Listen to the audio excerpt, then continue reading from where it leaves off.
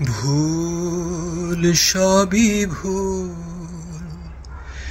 এই জীবনের পাতায় পাতায় যা লেখা সে ভুল। আশা করি ভালো আছেন সবাই। গল্পে এপিডেমিওলজির পক্ষ থেকে আমি ডাক্তার কাজী মিজানুর রহমান। অনেকদিন পরে আবার কথা বলছি। আমরা যখন এপিডেমিওলজিক্যাল স্টাডি করি তখনও কিন্তু অনেক ভুল নিয়ে আমাদেরকে এগিয়ে যেতে হয়। মানুষ মাত্রই ভুল, এবং এই ভুল অনেক রকমভাবে হতে পারে। একটা হচ্ছে আমরা গবেষক হিসেবে আমাদের গবেষণায় আমরা এই ভুলকে ইন্ট্রোডিউস করি, এর ফলে আমাদের গবেষণার ফলাফল চেঞ্জ হয়ে যায়। যেমন বায়াস, আমাদের ডাটা সেটে গণ্ডগোল হয়ে যায় যেখান থেকে কনফাউন্ডিং তৈরি হয়। কিন্তু আরও এক ধরনের ভুল আছে যেটার উপর আমাদের আসলে খুব বেশি দখল নেই, সেটা হয়ে যায় বাই চান্স। আমরা বলি র্যান্ডম এরর, যেটা আসলে হঠাৎ করেই হয়ে যায়। এবং সেই ভুলকে শুধরানোর বা সেই ভুলটা যাতে না হয় সেটাকে প্রিভেন্ট করার একটাই মাত্র উপায়, সেটা হচ্ছে একটা বড় স্যাম্পল সাইজ আপনার স্টাডিতে। আজকে আমরা সেই র্যান্ডম এরর এবং স্যাম্পল সাইজ ক্যালকুলেশন নিয়ে আলোচনা করব। র্যান্ডম এরর দুই রকমভাবে হতে পারে। একটা হচ্ছে টাইপ 1 আর একটা হচ্ছে টাইপ 2। ধরুন আপনি গবেষণা করছেন, আপনার গবেষণায় এক্স এবং ওয়াইয়ের মধ্যে একটা সম্পর্ক দেখা গেল, কিন্তু আসলে বাস্তবে সেই সম্পর্কটা নেই। এটা একটা এরর, এটা হচ্ছে র্যান্ডম এরর। আপনি বলছেন হ্যাঁ সম্পর্ক আছে, এবং সেটার ভিত্তিতে আপনি আরও অন্যান্য স্টেপ নেওয়ার চেষ্টা করবেন, আপনি তখন একটা ইন্টারভেনশনে যাবেন। সেটা হচ্ছে র্যান্ডম এরর। কারণ আপনি একটা ভুল একটা ফলাফল নিয়ে এগিয়ে যাচ্ছেন, এবং সেটার কারণে আরও অনেক বেশি হয়তো ভুল হয়ে যেতে পারে। আপনি হয়তো অনেক রকম খরচের মধ্যে তখন চলে যাবেন। একটা চিকিৎসার কথাই যদি ধরুন, যে আপনি বলছেন যে এই ড্রাগটা এই ড্রাগের থেকে ভালো কাজ করে, এবং তখন ওই ড্রাগ দিয়ে চিকিৎসা শুরু করলেন, কিন্তু হয়তো দেখা গেল যে না, আসলে কথাটা সত্যি নয়। তাহলে তো একটা বড় ভুল হয়ে যাবে। আপনি মানুষকে চিকিৎসা দিচ্ছেন, মানুষ সেটার পেছনে খরচ করছে, কিন্তু আসলে সেটা আলাদা কোনো উপকারিতা নেই। আরও সহজভাবে যদি বলি, আমি একজন মানুষ, তার কোনো দোষ নেই, কিন্তু আপনি বললেন যে না, তিনি দোষী, এবং তাকে সাজা দেওয়া হয়ে গেল সে কারণে। এটা একটা বড় ভুল। এটাই হচ্ছে র্যান্ডম এরর, এবং এটা হচ্ছে টাইপ 1 এরর বা আলফা। এবং এই এররটা আমরা চেষ্টা করি যতটুকু সম্ভব কম রাখা যায়। আমরা বলি যে আমাদের গবেষণায় যদি 5%-এর উপরে এই টাইপ 1 এরর হওয়ার সম্ভাবনা দেখা দেয়, তাহলে আমরা এই গবেষণাটাকে স্ট্যাটিস্টিক্যালি সিগনিফিক্যান্ট বলবো না। ওখানে কিন্তু পি ভ্যালুর বিষয়টা চলে আসে। যদিও এই 5% এররটা হচ্ছে একটা কি বলবো, একটা আরবিট্রারি একটা কাট অফ পয়েন্ট। আচ্ছা, এখন আরেক ধরনের এরর কিন্তু আমরা পাই, সেটা হচ্ছে যে আসলে সম্পর্ক আছে, কিন্তু আপনি সেটা আপনার গবেষণায় পেলেন না। সেটাকে বলা হয় টাইপ 2 এরর বা বিটা। সেটাও ভালো না, কারণ আপনি একটা গবেষণা করছেন, মানুষকে ইনভলভ করছেন সেই গবেষণায়, কিন্তু আপনার গবেষণা যদি সত্যিকারের একটা সম্পর্ক ছিল সেটাকে যদি ধরতে না পারে, তাহলে তো সেই গবেষণাটা ভালো হলো না। সেক্ষেত্রেও এই ভুলটা যাতে না হয় সেটাকে শুধরানোর একটাই উপায়, সেটা হচ্ছে আপনি যদি একটা বড় স্যাম্পল সাইজ নিয়ে আপনার গবেষণাটাকে করতে পারেন। এবং আমরা আরেকটা শব্দ ব্যবহার করি আমাদের গবেষণার ক্ষেত্রে বা স্যাম্পল সাইজ ক্যালকুলেশনের ক্ষেত্রে, সেটা হচ্ছে পাওয়ার। পাওয়ার হচ্ছে এই 1 টাইপ 2 এরর বা 1 বিটা। পাওয়ার হচ্ছে যদি সত্যিকারের একটা সম্পর্ক থাকে এক্স এবং ওয়াইয়ের মধ্যে, আপনার গবেষণা সেটাকে শনাক্ত করতে পারবে, সেটার সম্ভাবনা কতটুকু, সেটাই হচ্ছে পাওয়ার। আমরা বলি অ্যাটলিস্ট 80% পাওয়ার থাকা উচিত বা 90% পাওয়ার থাকা উচিত। তার মানে 80% পাওয়ার যদি হয় তার মানে হচ্ছে টাইপ 2 এররের সম্ভাবনা 20%।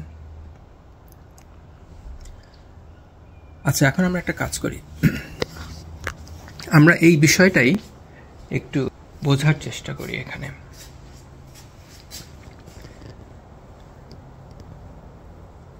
এখানে যেটা দেখতে পাচ্ছেন এই চার্টটা, এই চার্টে আমরা 4টা ঘর দেখতে পাচ্ছি।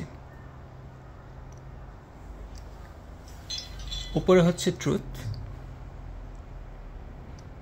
এবং এই পাশে হচ্ছে আমাদের গবেষণার ফলাফল। ট্রুথ বলছে সম্পর্ক নাই, সম্পর্ক আছে এক্স এবং ওয়াই এর মধ্যে।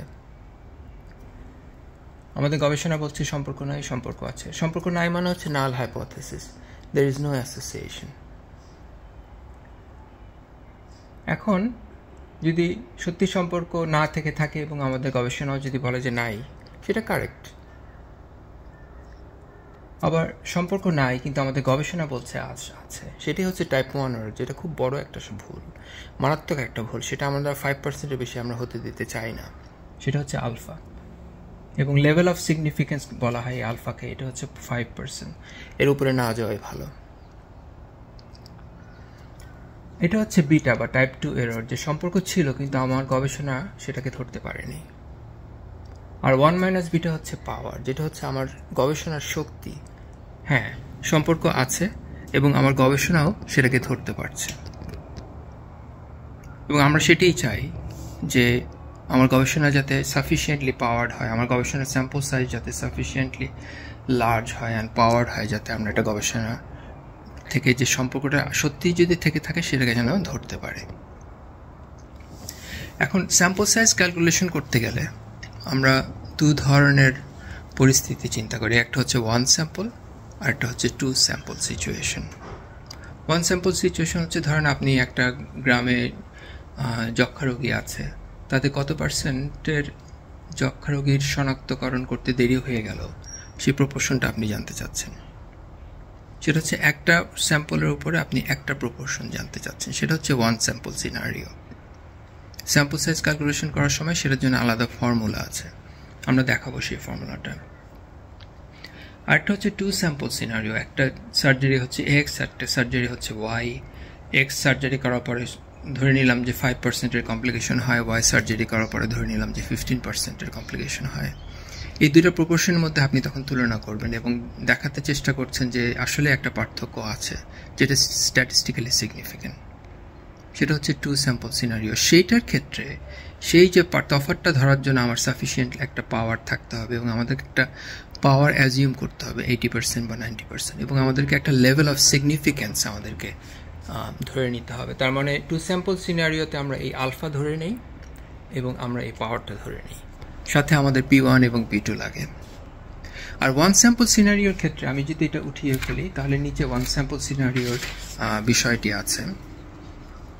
1 স্যাম্পল সিচুয়েশনের ক্ষেত্রে আপনি এই গবেষণার এই ফর্মুলাটা ব্যবহার করবেন, Z²PQ/D²।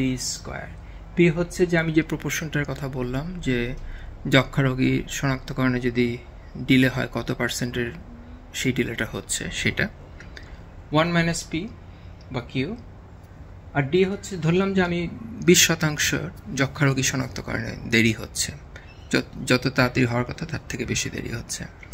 এখন আমরা ধরে নিচ্ছি আচ্ছা 20% ঠিক আছে, কিন্তু +-5% আমরা মানতে রাজি আছি, মানে 15 থেকে 25-এর মধ্যে থাকলেও হবে। এটা হচ্ছে পপুলেশনের ক্ষেত্রে, পপুলেশনের যে প্যারামিটারটা, যেটা আমাদের স্যাম্পল থেকে আমরা স্ট্যাটিস্টিক্সের মাধ্যমে এস্টিমেশন করার চেষ্টা করব। তো এই যে এরর মার্জিন যেটা যে 5% +-5%, সেটা হচ্ছে ডি। সো পি হচ্ছে প্রপোর্শন যেটা আমরা মেজার করতে চাচ্ছি, আর ডি হচ্ছে এরর মার্জিন, ধরে নিলাম +-5%, মানে এই পিটা 15 থেকে 25-এর মধ্যে থাকলেও হবে। আর জেড হচ্ছে একটা ডিস্ট্রিবিউশন, এবং 95% কনফিডেন্স লেভেলে, 95% কনফিডেন্স লেভেল মানে হচ্ছে, আমি যদি এই কাগজটাকে আবার আপনাদেরকে দেখাই, এই যে এই কাগজটাতে এখানে প্রথম যে ঘরটা ছিল সেটাই কিন্তু হচ্ছে কনফিডেন্স লেভেল, নিচেরটা হচ্ছে লেভেল অফ সিগনিফিক্যান্স আলফা, আর উপরেরটা হচ্ছে কনফিডেন্স লেভেল, মানে সম্পর্ক নাই, আমরা বলছি সম্পর্ক নেই। তো আলফা যদি পার্সেন্ট হয় তাহলে উপরেরটা হবে হচ্ছে 95%। সেটি হচ্ছে কনফিডেন্স লেভেল।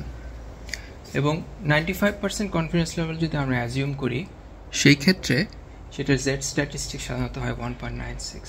এই সব কিছু ফর্মুলার মধ্যে নাম্বারগুলো বসিয়ে দিলে কিন্তু আপনি ওয়ান স্যাম্পল সিচুয়েশনের জন্য একটা স্যাম্পল সাইজ পেয়ে যাবেন। কিন্তু যদি 2 স্যাম্পল হয় তাহলে কিন্তু এই ফর্মুলাটা খাটবে না, আপনাকে তখন অন্য ফর্মুলা ব্যবহার করতে হবে, বা অনলাইনে অনেক লিঙ্ক আছে যেখানে গিয়ে আপনি করতে পারেন সেটা, অথবা কোনো স্ট্যাটিস্টিক্যাল সফটওয়্যার দিয়েও আপনি স্যাম্পল সাইজ ক্যালকুলেট করতে পারেন। আশা করি আপনাদের ভালো লেগেছে আজকের গল্প, এবং আমরা আবার কথা বলবো। ধন্যবাদ, ভালো থাকবেন সবাই।